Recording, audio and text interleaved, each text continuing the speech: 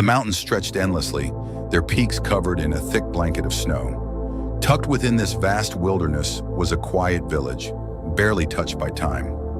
Life here moved slowly, the people living off the land, their days dictated by the changing seasons. Among them was an old widow named Margaret, who lived on the outskirts far from the center of the village. Her home was a simple wooden cabin, built by her late husband decades ago. The house had withstood the harsh winters and the weight of many years, much like Margaret herself. She had not always been alone. Once, laughter had filled the walls of her home, and warmth had come not just from the fire and the hearth, but from the presence of her husband and son. But time had stolen both from her. Her husband had passed away many years ago, leaving her with only memories and a heart weighed down by loss. Their son David had grown restless in the quiet village and left for the city in search of a better life. At first, he would visit, sending letters filled with promises to return. But as the years passed, those letters became fewer until they stopped entirely. Now Margaret spent her days in solitude. She woke up before sunrise, preparing tea from dried herbs she gathered herself. Her wrinkled hands moved with practiced ease, tending to her small vegetable garden, chopping firewood, and mending worn-out clothes. She had grown used to the silence, but some days it felt unbearable. The village was kind to her, but people rarely visited. They respected her independence, admiring the way she had survived on her own for so long. Evenings were the hardest.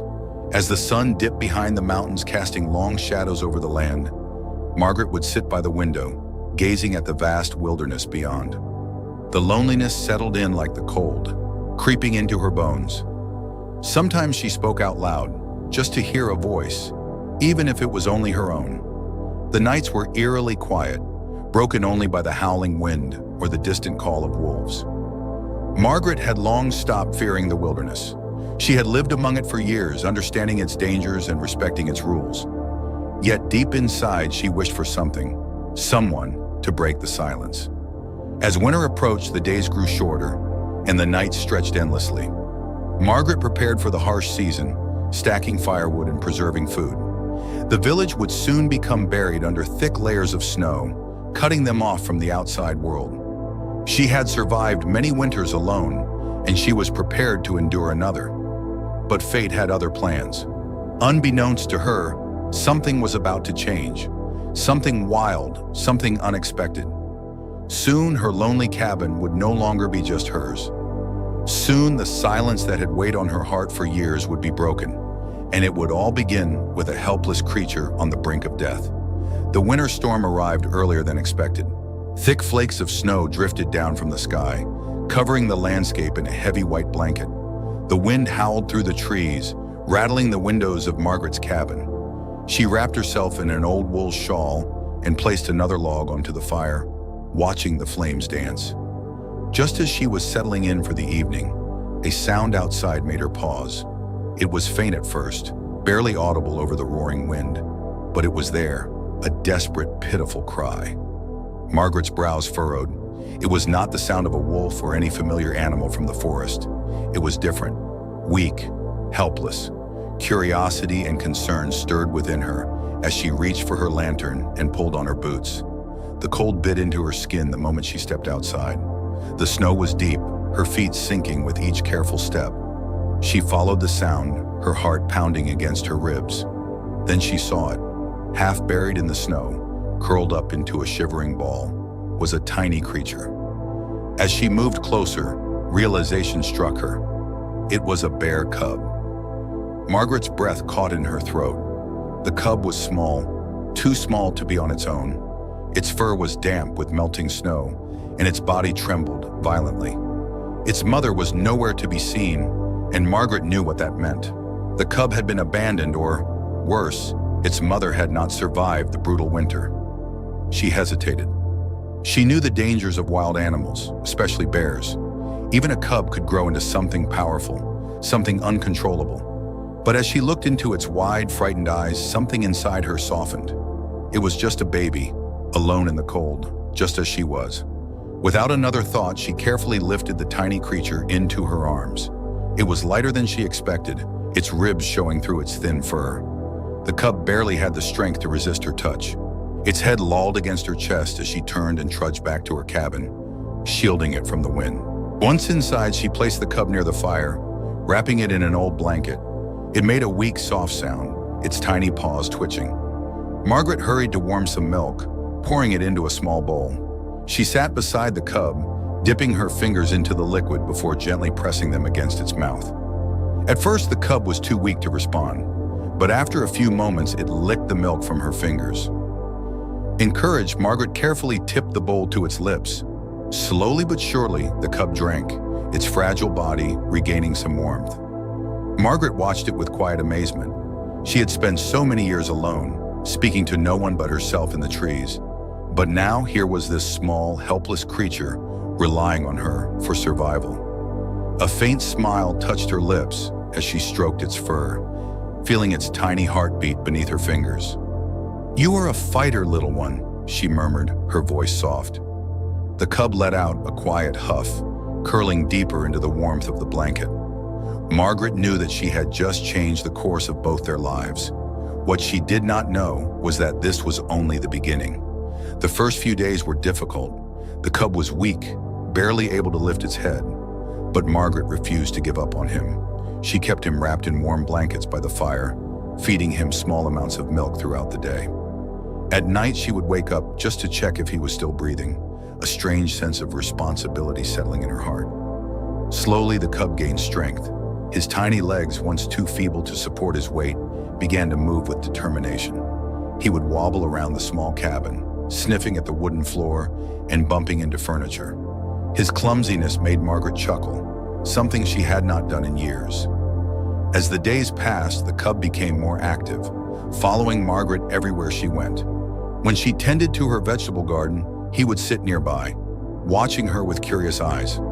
If she went to gather firewood, he would waddle after her, struggling through the deep snow. He was still small, but there was a quiet strength in him. One evening, as she sat by the fire, she finally spoke aloud the thought that had been forming in her mind. "Bruno," she said softly. The cub lifted his head at the sound of her voice, his dark eyes meeting hers. "That will be your name," she murmured, watching as he let out a small huff, almost as if he understood. From that moment on, Bruno was no longer just a wild animal. He was hers. The village was skeptical when they learned of Margaret's unusual companion. People warned her that she was making a mistake, that a bear could never be truly tamed. They told her that one day he would turn on her, but Margaret did not listen. She had seen the fear in Bruno's eyes when she first found him, felt the way he pressed against her for warmth. Bruno was different. As the weeks turned into months, Bruno grew rapidly. His once tiny paws became large and powerful, his fragile frame filling out with thick muscle. But despite his increasing size, his bond with Margaret never changed.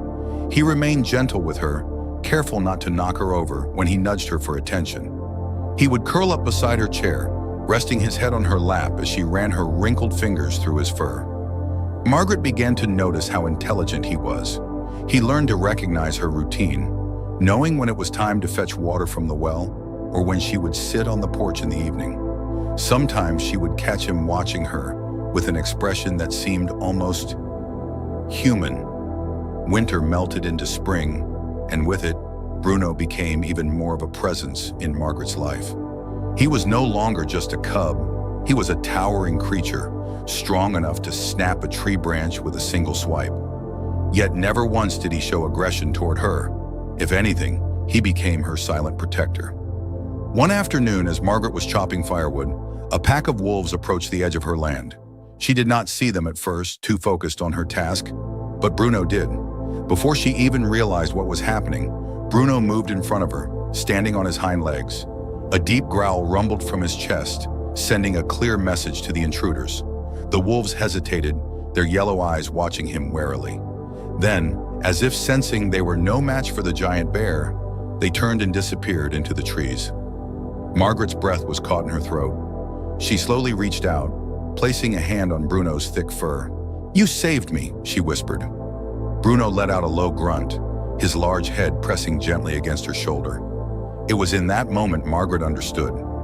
Bruno was more than just a bear she had raised. He was her family. But deep down, she knew that nothing stayed the same forever. And one day, everything would change. Time moved forward, indifferent to the moments Margaret wished she could hold on to forever. The seasons changed, the years slipped by, and with each passing day, Bruno grew larger. What was once a small, helpless cub had now become a massive, towering bear, his thick fur gleaming in the sunlight. Margaret often found herself staring at him, marveling at the creature he had become. He could stand on his hind legs and reach the highest branches, his sheer size enough to make even the bravest of hunters tremble. Yet to her, he was still the same cub she had once carried in her arms. The village, however, saw him differently. People whispered when she walked into town for supplies. Some kept their distance, others outright warned her. "One day he will turn on you," an elder woman had muttered, shaking her head. Margaret never argued. She simply smiled, knowing they would never understand. Bruno was not just a bear to her. He was a companion, a protector, the closest thing to family she had left. Bruno, despite his intimidating size, remained gentle. He learned how to carry things carefully, using his massive paws to drag fallen logs toward the cabin, saving Margaret the strain. If she ever dropped something, he would pick it up with his teeth and place it at her feet. He understood her in ways no one else did. When Margaret spoke, Bruno would tilt his head, his dark eyes locked onto hers, as though he could comprehend her words. He knew when she was happy, and more importantly, he knew when she was sad. On nights when loneliness crept in, when Margaret sat by the fireplace staring at the old rocking chair her husband once occupied, Bruno would rest his heavy head on her lap, huffing softly, as if telling her she was not alone. Years passed, and though Bruno remained strong, Margaret did not. Her hands, once steady, now trembled when she held a teacup. Her steps became slower, her back more bent. The cold air that once invigorated her now sent painful shivers through her bones. Bruno noticed. Where once he would roam around the forest, he now never strayed far from her side. If she struggled to stand, he would nudge her gently with his nose, helping her balance. When she walked, he moved slowly beside her, matching her pace. Margaret knew her time was drawing near. She did not fear death. She had lived a full life. And though it had been lonely for many years, Bruno had given her something she never thought she would have again: love. One evening, as she sat on the porch watching the sun dip below the mountains, she reached out and ran her fingers through Bruno's thick fur. "You will be alone again one day, my dear," she murmured, her voice barely above a whisper. Bruno let out a soft, deep sound, pressing his large head against her frail shoulder. Margaret closed her eyes, feeling the warmth of the massive creature beside her. She hoped when the time came, he would understand. That night, as the fire crackled softly inside the cabin, Margaret lay in her bed, the blankets tucked tightly around her. Bruno curled up near the doorway, his massive body rising and falling with each breath. The room was silent, except for the faint rustling of wind outside. Margaret closed her eyes, her body exhausted, her heart full. She never woke up again. The morning sun filtered through the wooden slats of the cabin, casting golden streaks across the floor. But Margaret did not rise to greet the day. The warmth of the sunlight touched her wrinkled hands, motionless beneath the blankets. Her breathing had ceased sometime in the night, her body finally surrendering to the years. Bruno stirred near the doorway, his large frame shifting slightly as he let out a soft huff.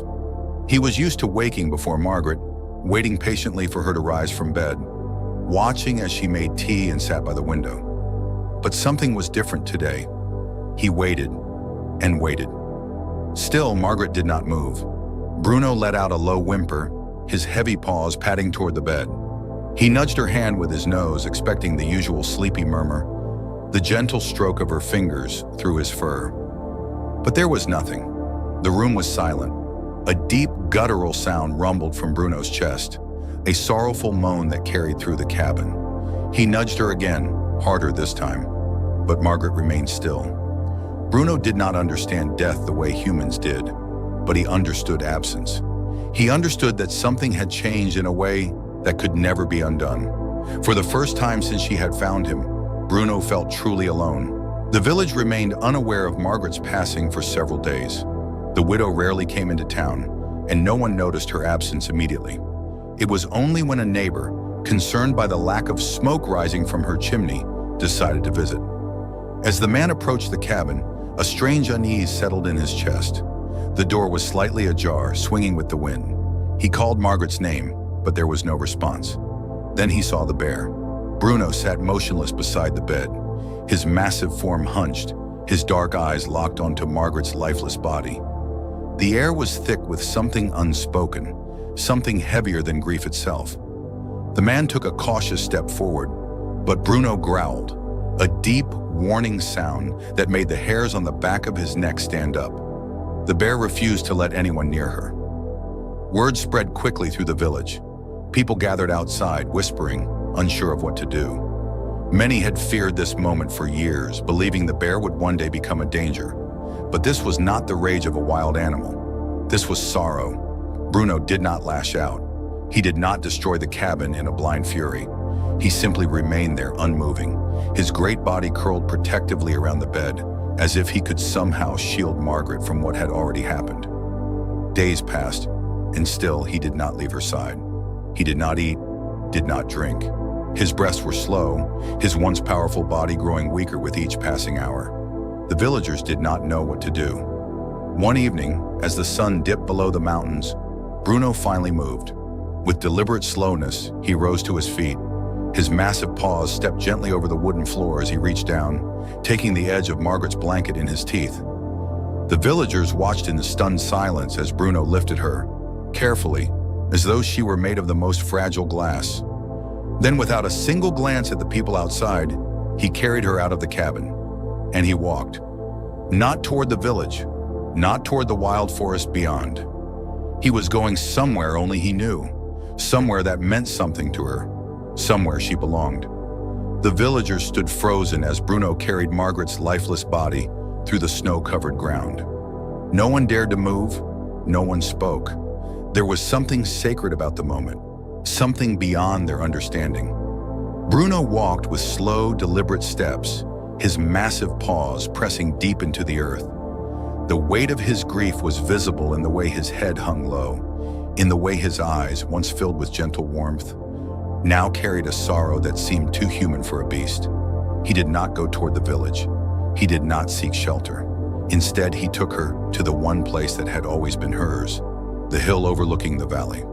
It was the place where Margaret had spent countless evenings, wrapped in her wool shawl, watching the golden light fade behind the mountains. She had often sat there in silence, her gaze lost in the horizon, as though searching for something she knew would never return. Bruno carried her there, stepping carefully over the snow-covered rocks. When he reached the top, he lowered her gently onto the ground, nudging her as if hoping she would wake, but she remained still. A long, mournful sound rumbled from Bruno's chest, deep and haunting. It was not an angry growl, nor a cry of hunger. It was a sound of loss, of a creature that had loved and was now left alone in a world that no longer made sense. The villagers, hesitant but drawn by something greater than fear, followed from a distance.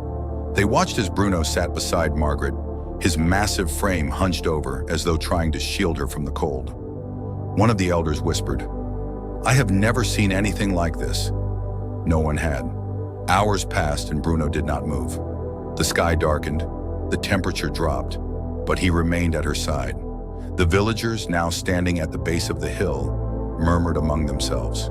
They did not know what to do. Some wanted to intervene, to take Margaret's body and give her a proper burial. Others believed it was not their place. Then, as one of the men took a cautious step forward, Bruno let out a deep growl. It was not one of aggression, but of warning. They understood. This was not their moment. This was his. As the moon cast its silver light over the land, Bruno did something that no one in the village would ever forget. With his massive claws, he began to dig. Not with the reckless fury of an animal, but with care, with purpose. The ground was frozen, unyielding, but Bruno did not stop. The villagers watched in stunned silence as he worked tirelessly, the muscles in his shoulders rippling with each movement. He dug deep, his breath visible in the frigid air. He was not simply digging, he was burying her. A task that should have belonged to humans was now being carried out by the very creature they had once feared.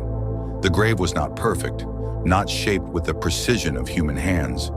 But it was enough to hold the only person he had ever loved. With one final, sorrowful glance, Bruno lowered Margaret's body into the earth. He nudged the blanket that covered her, as though saying a final goodbye, before using his powerful paws to cover her with the dirt. When the task was done, he sat there unmoving. The villagers, overwhelmed by the raw grief of the moment, could do nothing but watch. Bruno did not leave that night. He stayed by the grave, his massive body curled around it, protecting it from the cold. He did not eat. He did not sleep. He simply mourned. The wind howled through the valley, carrying the scent of winter and the weight of sorrow. The villagers, though hesitant, had gathered near the hilltop, watching from a respectful distance. No one dared to approach Bruno. No one had the heart to interrupt his mourning. Days passed.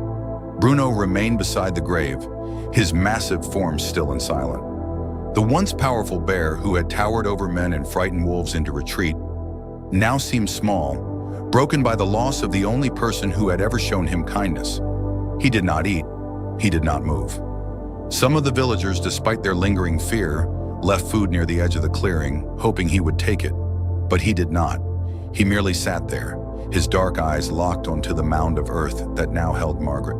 The village elders, who had once warned Margaret about keeping a bear, now stood in quiet reverence. "He understands," one of them whispered.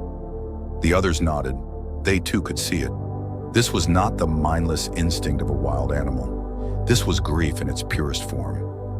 One evening, a heavy snowfall covered the valley, blanketing the ground in thick white layers. When morning came, the villagers made their way up the hill again.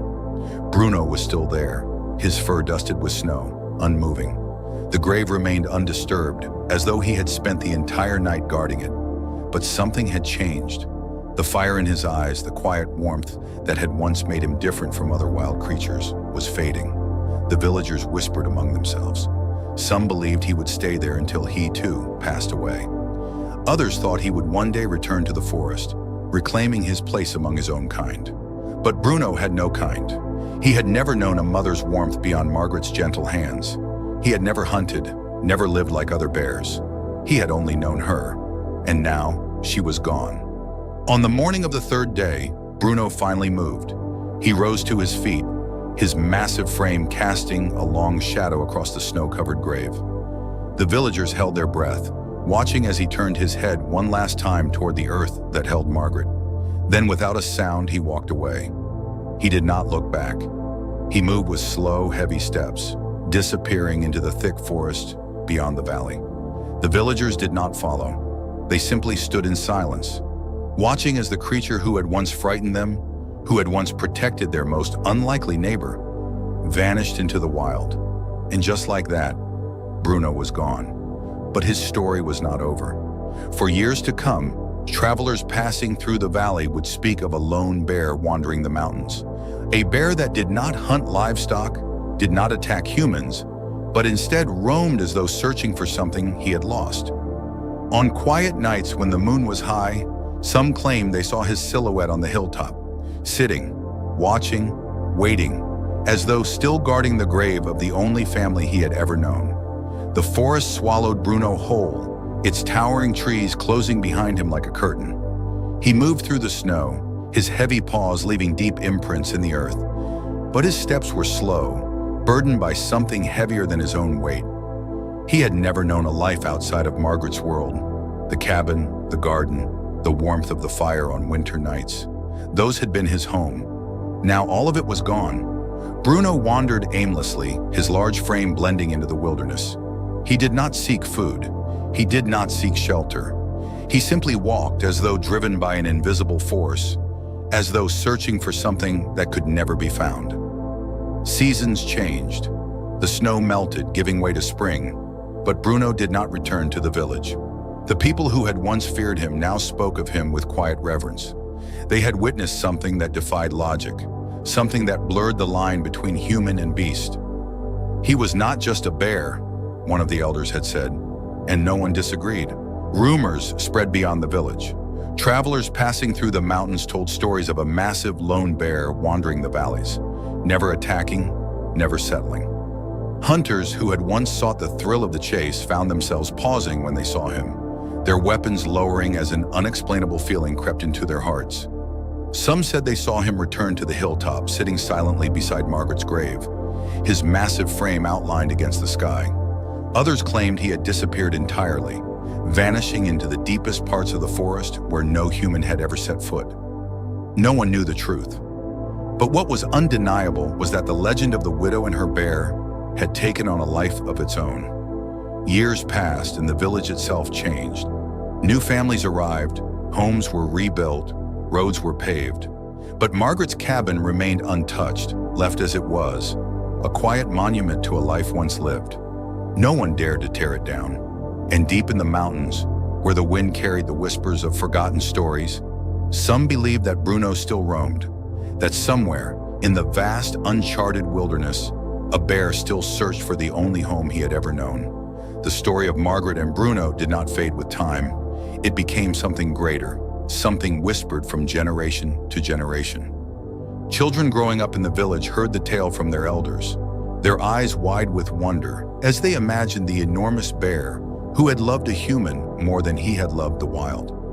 Margaret's cabin remained untouched, standing as a silent reminder of the bond that had defied nature itself. Travelers passing through often stopped to stare at the small, weathered home, wondering if the story was true. Some swore they had seen Bruno's massive footprints near the hilltop, fresh in the dirt, as though he had returned once more. Others claimed they heard low, sorrowful sounds in the dead of night, a deep rumble that carried through the valley like an echo from the past. The villagers did not question these stories. They did not fear the bear anymore. Instead, they spoke of him with a quiet respect, as one would speak of a guardian spirit watching over the land. Margaret's son eventually returned, years too late. He stood in front of the abandoned cabin, staring at the door his mother had once opened every morning. He had left seeking a better life, believing she would always be there when he came back. But time had moved without him. He visited the hill where she had been buried. He had expected a simple grave, perhaps overgrown with grass, forgotten with the seasons. What he found was different. The land around it was untouched, the grave as it had been the day she was laid to rest. No signs of disturbance, no traces of time erasing her memory. It was as if someone had been guarding it all these years. He knelt, running his fingers through the cold earth, regret filling the spaces where love should have been. He had lost his mother long before she died, and she had not been alone when she left this world. As he stood, ready to leave, he felt it, a presence. He turned, scanning the tree line, but there was nothing there, just the rustling of leaves, the whisper of the wind. Yet deep in his chest, he knew, somewhere in the endless wilderness, the bear still watched, still remembered, still mourned. The story of the widow and her bear became more than just a tale. It became a legend, a testament to a bond that should not have existed but did. A reminder that love, in its truest form, did not recognize species, did not obey the laws of nature. It simply existed.